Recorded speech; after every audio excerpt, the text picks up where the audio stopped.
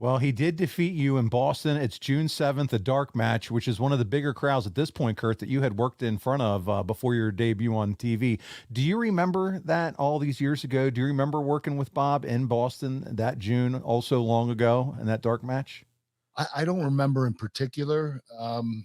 I do remember when I wrestled him on TV. Oh, we got those clips. I'm sure we'll talk about that later. Yeah. But no, I don't recall, only Yeah. because I wrestled so many people in so many dark matches.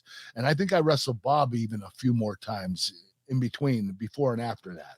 So I don't specifically remember Boston, but I'm sure it was a great match. I'm sure Bob led me well. And we're talking way over 20 years ago, because your first match would come on TV together, and you two were teaming. And it's in San Jose on April 6, 2000. You would ask Bob to be your partner in a tag team match against Christian and Edge. Man, we're really putting the names together now.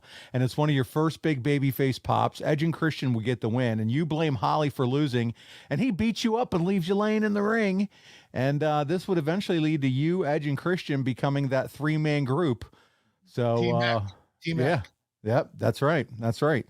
Talk about working with Bob, putting matches together. What was that experience like? Was he difficult working with him, putting matches together? Was it pretty smooth? What did that look like? Well, considering my experience at the time, Bob pretty much put the matches together. He structured all of it. He was really good at it too. He knew how to tell a story. He had great psychology. Had no problem with that. Guy was a great technician, great wrestler, tough guy, strong, good body, good looking guy. I mean, he had all the tools. I'm really just quite surprised that they didn't push him to the level that he deserved to be. Yeah. And I'm sure that had a lot to do with his injuries too. Well, buddy, listen, a month later from this point, you have your first singles match on TV with him in Richmond. And before the match, Bob calls you a 30-year-old virgin in a pre-match promo. And there wasn't much difference to the Bob backstage versus the Bob in front of the camera, was there? No, he was the same. Yes. But listen, you got the win with a German suplex, and he attacks you afterwards and suplexes you onto a chair. And but man, we talked about, Bob has this reputation of being stiff. Did you ever feel that he was stiffer than some in the ring?